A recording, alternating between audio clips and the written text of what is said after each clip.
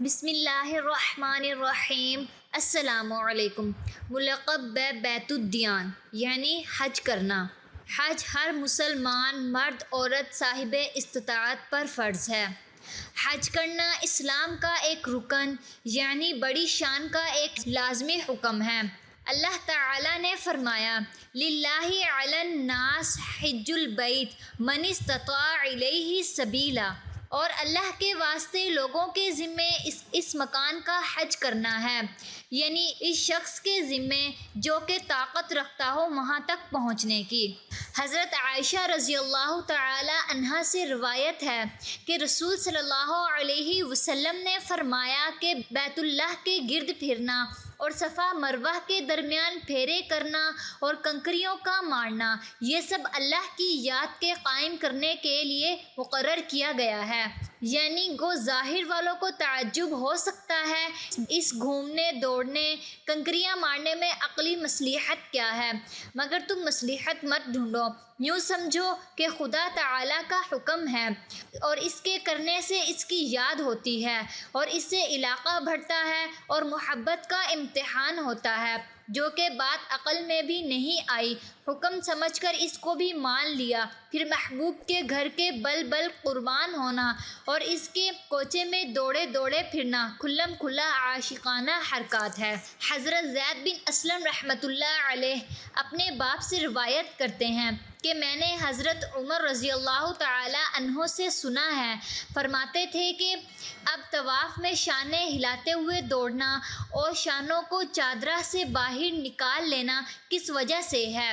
حالانکہ اللہ تعالیٰ نے اسلام کو قوت دی اور کفر والوں کو مٹایا، اور یہ فعل شروع ہوا تھا انہی کو اپنی قوت دکھلانے کے لیے، جیسا کہ روایات میں آیا ہے، اور باوجود اس کے کہ اب مصلحت نہیں رہی مگر ہم اس فعل کو نہ چھوڑیں گے جس کو ہم رسول صلی اللہ علیہ وسلم کے وقت میں آپ کے اتباع اور حکم سے کرتے ہیں، کیونکہ خود رسول صلی اللہ علیہ وسلم نے اس پر حجۃ الوداع میں عمل فرمایا جبکہ مکے میں ایک بھی کافر نہ تھا۔ حضرت عابس بن ربیعہ رحمۃ اللہ علیہ سے روایت ہے کہ حضرت عمر رضی اللہ تعالی عنہ حجر اسود کی طرف آئے اور اس کو بوسہ دیا اور فرمایا میں جانتا ہوں تو پتھر ہے، نہ کسی کو نفع پہنچا سکتا ہے اور نہ نقصان، اور اگر میں رسول صلی اللہ علیہ وسلم کو نہ دیکھتا کہ تجھ کو بوسہ دیتے تھے تو میں تجھ کو کبھی بوسہ نہ دیتا۔ حضرت ابن عمر رضی اللہ تعالی عنہ سے روایت ہے کہ رسول صلی اللہ علیہ وسلم نے حجر اسود کی طرف رخ کیا، پھر اس پر اپنے دونوں لب ایسی حالت میں رکھے کہ بڑی دیر تک روتے رہے، پھر جو نگاہ پھیری تو دیکھتے کیا ہے کہ حضرت عمر رضی اللہ تعالی عنہ بھی رو رہے ہیں۔ آپ صلی اللہ علیہ وسلم نے فرمایا اے عمر، اس مقام پر آنسو بہائے جاتے ہیں۔ حضرت جابر رضی اللہ تعالی عنہ سے روایت ہے کہ رسول صلی اللہ علیہ وسلم نے فرمایا جب عرفہ کا دن ہوتا ہے جس میں حاجی لوگ عرفات میں ہوتے ہیں تو اللہ تعالیٰ فرشتوں سے ان لوگوں پر فخر کے ساتھ فرماتا ہے کہ میرے بندوں کو دیکھو کہ میرے پاس دور دراز راستہ سے اس حالت میں آئے ہیں کہ پریشان حال ہیں اور غبار آلود بدن ہیں اور دھوپ میں چل رہے ہیں، میں تم کو گواہ کرتا ہوں کہ میں نے ان کو بخش دیا۔ حضرت ابراہیم علیہ السلام نے دعا کی کہ میں اپنی اولاد کو آپ کے معظم گھر کے قریب آباد کرتا ہوں، آپ کچھ لوگوں کے دلوں کو ان کی طرف مائل کر دیجیے۔ اس دعا کا وہ اثر آنکھوں سے نظر آتا ہے جس کو ابن ابی حاتم نے سدی سے روایت کیا ہے، کوئی مومن ایسا نہیں جس کا دل کعبہ کی محبت میں پھنسا ہوا نہ ہو۔ حضرت ابن عباس رضی اللہ تعالی عنہ فرماتے ہیں کہ اگر حضرت ابراہیم علیہ السلام یہ کہہ دیتے کہ لوگوں کے قلوب تو یہود و نصاری کی وہاں بھیڑ ہو جاتی، لیکن انہوں نے اہل ایمان کو خاص کر دیا کہ کچھ لوگوں کے قلوب کہہ دیا۔ اور حدیث میں ہے حضرت ابن عباس رضی اللہ تعالی عنہ سے روایت ہے کہ رسول صلی اللہ علیہ وسلم نے فرمایا ہجرت کے وقت مکہ معظمہ کو خطاب کر کے تو کیسا کچھ ستھرا شہر ہے اور میرا کیسا کچھ محبوب ہے، اور اگر میری قوم مجھ کو تجھ سے جدا نہ کرتی تو میں اور جگہ جا کر نہ رہتا۔ اور جب ہر مومن کو حضور اقدس صلی اللہ علیہ وسلم سے محبت ہے تو آپ کے محبوب شہر مکہ معظمہ سے بھی ضرور محبت ہوگی۔ تو مکہ سے محبت دو پیغمبروں کی دعا کا اثر ہوا۔ یہ تو حج کی اور مقام کی دینی فضیلت ہے، اور بعض دنیوی منفعتیں بھی اللہ تعالیٰ نے اس میں رکھی ہیں۔ گو حج میں ان کی نیت نہ ہونا چاہیے مگر وہ خود حاصل ہو جاتی ہے۔ چنانچہ ارشاد فرمایا کہ خدا تعالیٰ نے کعبہ کو، جو کہ ادب کا مکان ہے، لوگوں کی مصلحت قائم رہنے کا سبب قرار دیا۔ حضرت ابن ابی حاتم رحمۃ اللہ علیہ نے اس کو حضرت ابن عباس رضی اللہ تعالی عنہ سے روایت کیا ہے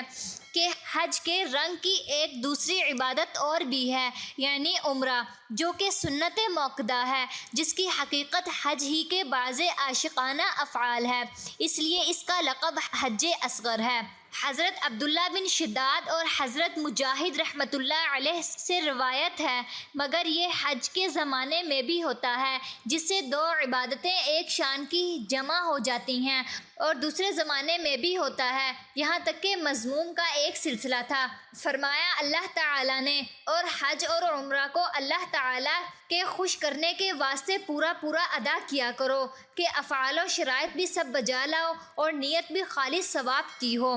حضرت ابو امامہ رضی اللہ تعالی عنہ سے روایت ہے کہ رسول صلی اللہ علیہ وسلم نے فرمایا، جس شخص کو کوئی ظاہری مجبوری یا ظالم بادشاہ یا کوئی معذور کر دینے والی بیماری حج سے روکنے والی نہ ہو اور وہ پھر بے حج کیے مر جائے، اس کو اختیار ہے، خواہ وہ یہودی مرے یا پھر نصرانی ہو کر مرے۔ حضرت ابن عباس رضی اللہ تعالی عنہ سے روایت ہے کہ رسول صلی اللہ علیہ وسلم نے فرمایا، جو شخص حج کا ارادہ کرے اس کو جلدی کرنا چاہیے۔ حضرت ابو ہریرہ رضی اللہ تعالی عنہ سے روایت ہے کہ رسول صلی اللہ علیہ وسلم نے فرمایا، جو شخص حج کرنے یا عمرہ کرنے یا جہاد کرنے چلا، پھر وہ راستے میں ہی ان کاموں کے کرنے سے پہلے مر گیا، تو اللہ تعالیٰ اس کے لیے غازی اور عمرہ کرنے والے کا ثواب لکھیں گا۔ حضرت ابن عمر رضی اللہ تعالی عنہ سے روایت ہے کہ ارشاد فرمایا،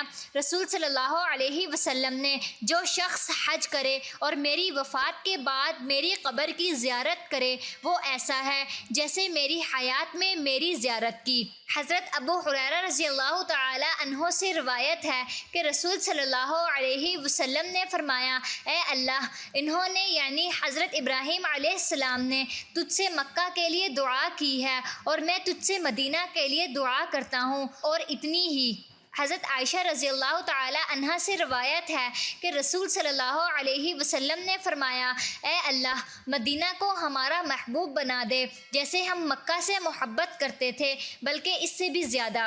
حضرت انس رضی اللہ تعالی عنہ سے روایت ہے کہ نبی صلی اللہ علیہ وسلم جب سفر سے تشریف لاتے اور مدینہ کی دیواروں کو دیکھتے تو سواری کو تیز کر دیتے، مدینہ کی محبت کے سبب۔ محبوب کا محبوب جب محبوب میں ہوتا ہے تو ضرور سب مسلمانوں کو مدینہ سے محبت ہوگی۔ حضرت یحییٰ بن سعید رضی اللہ تعالی عنہ سے روایت ہے کہ رسول صلی اللہ علیہ وسلم نے فرمایا، روئے زمین میں کوئی ایسی جگہ نہیں جہاں مجھ کو اپنی قبر ہونا مدینے سے زیادہ پسند ہو۔ یہ بات 3 بار ارشاد فرمائی۔